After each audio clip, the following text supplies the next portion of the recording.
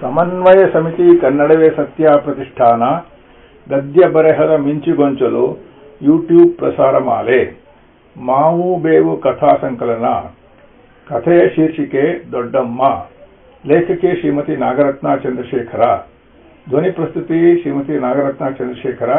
Video ಸಂಸ್ಕರಣ ಗುರುಪ್ರಸಾದ್ ಹಾಲ್ಕುರಿಕೆ. ನಾಗರತ್ನ ಚಂದ್ರಶೇಖರ್ ಅವರ ಕಥಾ ಸಂಕಲನ ಮಾವು ಬೇವು, ಅದರಿಂದ ಮತ್ತೊಂದು ಕತೆ ದೊಡ್ಡಮ್ಮ. ಪ್ರಸ್ತುತಿ ನಾಗರತ್ನ ಚಂದ್ರಶೇಖರ್. ವಿಡಿಯೋ ಸಂಸ್ಕರಣ ಗುರುಪ್ರಸಾದ್ ಹಾಲ್ಕುರಿಕೆ. ದೊಡ್ಡಮ್ಮ ತೀರಿಕೊಂಡ ಸುದ್ದಿ ಬೆಂಗಳೂರಿನಲ್ಲಿದ್ದ ನಮಗೆಲ್ಲ ಬೆಳಗ್ಗೆಯೇ ತಲುಪಿದಾಗ ಮಕ್ಕಳನ್ನು ಶಾಲೆಗೆ ಕಳುಹಿಸಿದ ನಂತರ ದೊಡ್ಡಮ್ಮನ ಅಂತಿಮ ದರ್ಶನಕ್ಕೆಂದು ನನ್ನ ಹುಟ್ಟೂರಿಗೆ ಟ್ಯಾಕ್ಸಿ ಹಿಡಿದು ನಾವೆಲ್ಲ ಹೊರಟೆವು. ಬೆಂಗಳೂರಿನಿಂದ 1 ಗಂಟೆಯ ದಾರಿಯುದ್ದಕ್ಕೂ ದೊಡ್ಡಮ್ಮನ ಬದುಕಿನ ಪುಟಗಳನ್ನು ಮಗುಚಿ ಹಾಕಲು ನಾವೆಲ್ಲ ಸೋದರಿಯರು ಪ್ರಾರಂಭಿಸಿದ್ದೆವು. 86 ವರ್ಷಗಳಿಗೂ ಹೆಚ್ಚು ಕಾಲ ಬದುಕಿದ್ದರೂ ಅದರಲ್ಲಿ 50 ವರ್ಷಗಳು ಒಂಟಿಯಾಗಿಯೇ ಎಲ್ಲರಿಂದ ದೂರಾಗಿ ಏಕಾಂತ ಪ್ರಿಯರಾಗಿದ್ದ ದೊಡ್ಡಮ್ಮ ಕೊನೆಗೆ ಸಾವಿಗಾಗಿ ಕಾತರಿಸಿ ಕುಳಿದಂತೆ ಇದ್ದರು. ತಮ್ಮ ಸುತ್ತಲಿನವರಿಗೆ ಹೊರೆಯಾಗಿ ಬದುಕುವುದಕ್ಕಿಂತ ಭಾರದ ಬದುಕಿನಿಂದ ನಿವೃತ್ತಿ ಹೊಂದುವ ಸುಖ ಸತ್ತವರಿಗಷ್ಟೇ ಗೊತ್ತೇನೋ.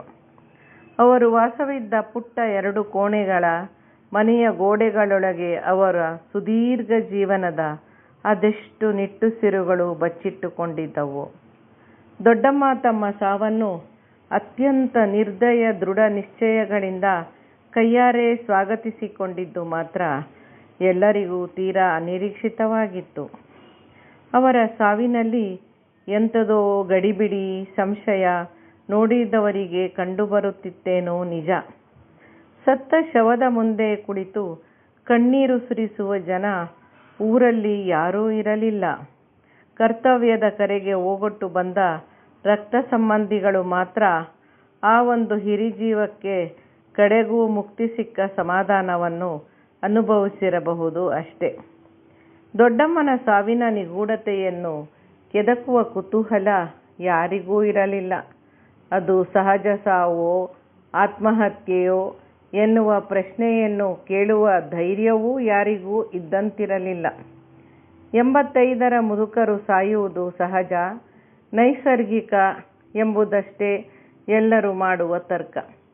ಇತ್ತೀಚಿನ ವರ್ಷಗಳಲ್ಲಿ ಯಾರೂ ನೀರು ಸೇದದೆ ಒಣಗಿಯೇ ಹೋಗಿರಬಹುದಾದ ಆ ಕತ್ತಲ ಆಳಬಾವಿಯೊಳಗೆ ನಾನು ಇಣುಕಿ ನೋಡಿದೆ.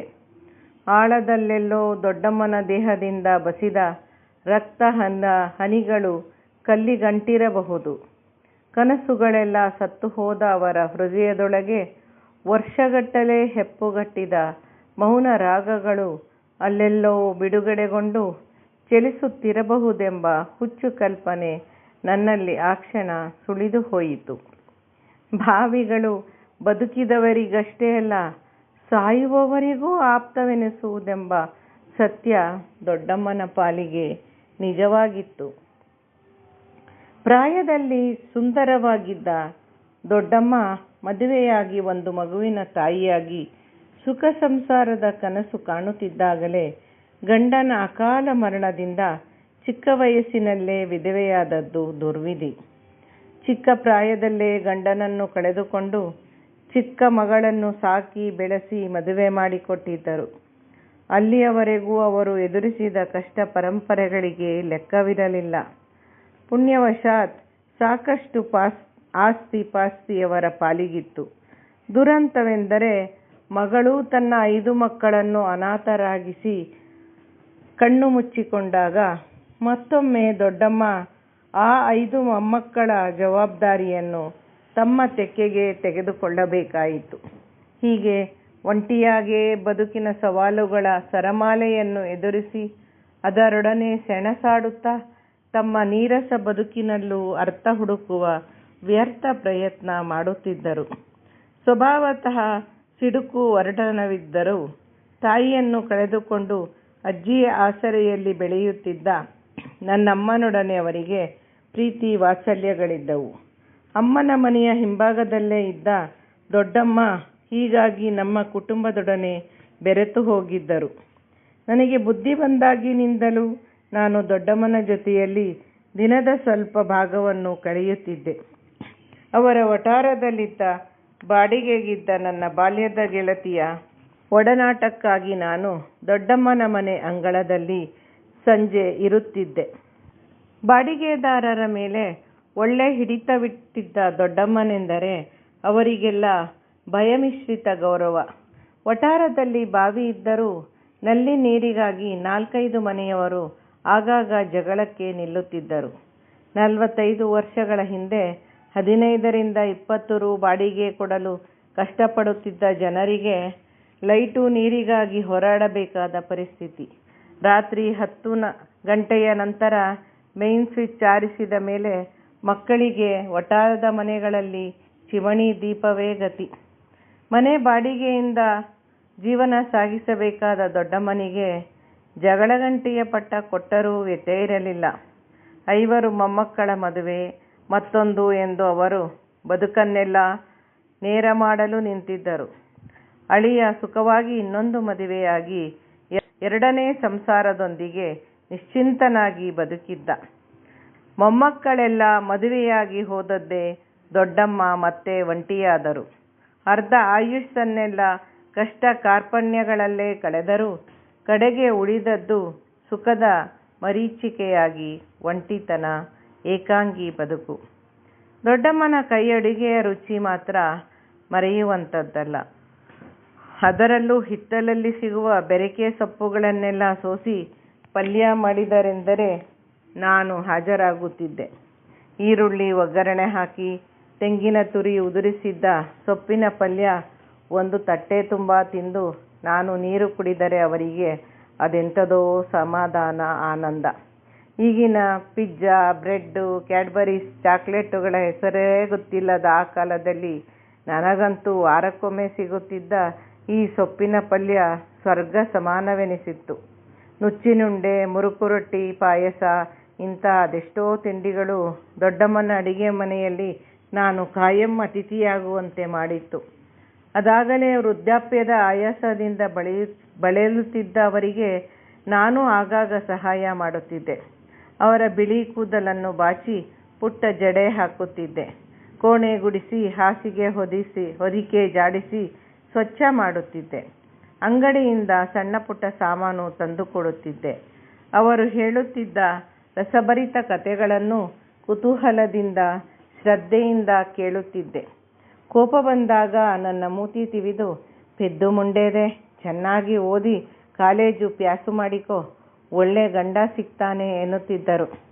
ಪಗಡೆ ಚೌಕಾಬಾರಗಳಲ್ಲಿ ದೊಡ್ಡಮ್ಮ ಎತ್ತಿದ ಕೈ. ಸದಾ ಬಸಿರು ಬಾಣಂತಿ ಎಂದು ಅಮ್ಮ ಬಿಡುವಾಗಿದ್ದಾಗ ದೊಡ್ಡಮ್ಮನ ಜೊತೆ ಪಗಡೆಯಾಟಕ್ಕೆ ಕುಳಿತು ಬಿಡುತ್ತಿದ್ದರು. ಅವರು ಯಾವತ್ತೂ ಸೋಲನ್ನು ಸ್ವೀಕರಿಸುತ್ತಿರಲಿಲ್ಲ.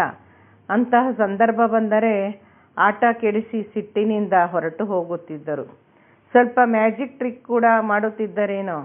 ಅವರ ಕೈಯೊಳಗೆ ಗರ ಬೇಕಾದಂತೆ ಬೀಳುತ್ತಿತ್ತು. ಕವಡೆಗಳು 5-6 ಕ್ರಮದಲ್ಲಿ ಸಲೀಸಾಗಿ ಕುಳಿತು ಬಿಡುತ್ತಿದ್ದವು. ನನ್ನ ಮದುವೆಯ ಹೊತ್ತಿಗಾಗಲೇ ದೊಡ್ಡಮ್ಮ ತುಂಬ ಮೆತ್ತಗಾಗಿ ಒಲೆ ಹೊತ್ತಿಸುವುದನ್ನೇ ಬಿಟ್ಟು ಬಿಟ್ಟಿದ್ದರು. ನಮ್ಮ ಮನೆಯಿಂದಲೇ ತಿಂಡಿ, ಊಟ, ಸ್ನಾನಕ್ಕೆ ನೀರು ಸರಬರಾಜು ಆಗುತ್ತಿತ್ತು. ನನ್ನ ಅಕ್ಕಂದಿರು, ನಾನು, ತಂಗಿಯರು ಸರದಿಯಂತೆ ಅವರ ಸೇವೆ ಮಾಡುತ್ತಿದ್ದೆವು. ಅಮ್ಮನ ದೊಡ್ಡಮ್ಮ ನಮಗೂ ದೊಡ್ಡಮ್ಮ ಆಗಿದ್ದರ ಜೊತೆಗೆ ಅವರದೇ ಮೊಮ್ಮಕ್ಕಳು ಅವರನ್ನು ಅಜ್ಜಿ ಎಂದು ಆದರಿಸಿ ಪ್ರೀತಿಯ ಸಂಬಂಧ ಬೆಳೆಸಿ ಉಳಿಸಿಕೊಳ್ಳದೆ ದೂರವೇ ಉಳಿದು ಬಿಟ್ಟಿದ್ದರು. ಆ ಒಂದು ನೋವು ಅವರನ್ನು ಕೊನೆ ತನಕ ಕಾಡುತ್ತಿತ್ತು.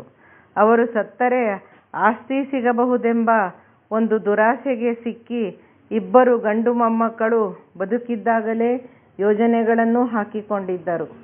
ಆಗಾಗ ಹಣಕ್ಕಾಗಿ ಬಂದು ಪೀಡಿಸಿ ಜಗಳಾಡಿ ಹೋಗುತ್ತಿದ್ದರು. ಇಡೀ ದಿನ ಹೊರಗೆ ಜಗಲಿಯ ಮೇಲೆ ಕುಳಿತು ಹಗಲು ರಾತ್ರಿಗಳನ್ನು ಎಣಿಸುತ್ತಾ ಇನ್ನೂ ಮುಗಿಯದ ತಮ್ಮ ಬದುಕಿನ ಕಥೆಯ ಮುಕ್ತಾಯದ ಲೆಕ್ಕ ಹಾಕುತ್ತಿತ್ತು ಆ ಮುದಿ ಜೀವ. ನಾನು ಮದುವೆಯಾಗಿ ಬೆಂಗಳೂರು ಸೇರಿದ ಮೇಲೆ ತವರಿಗೆ ಹೋದಾಗಲೆಲ್ಲ ದೊಡ್ಡಮ್ಮನ ಭೇಟಿಗೆ ಧಾವಿಸುತ್ತಿದ್ದೆ.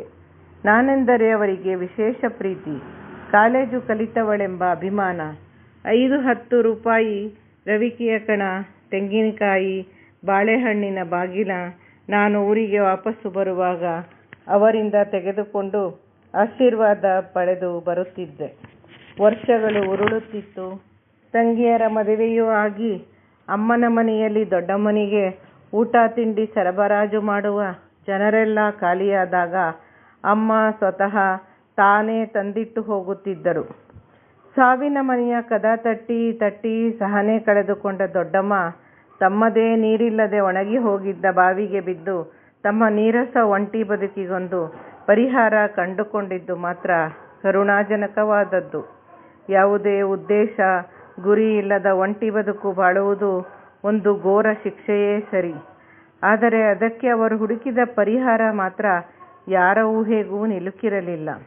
ದೊಡ್ಡಮ್ಮ ಹೀಗೇಕೆ ಮಾಡಿಕೊಂಡರು?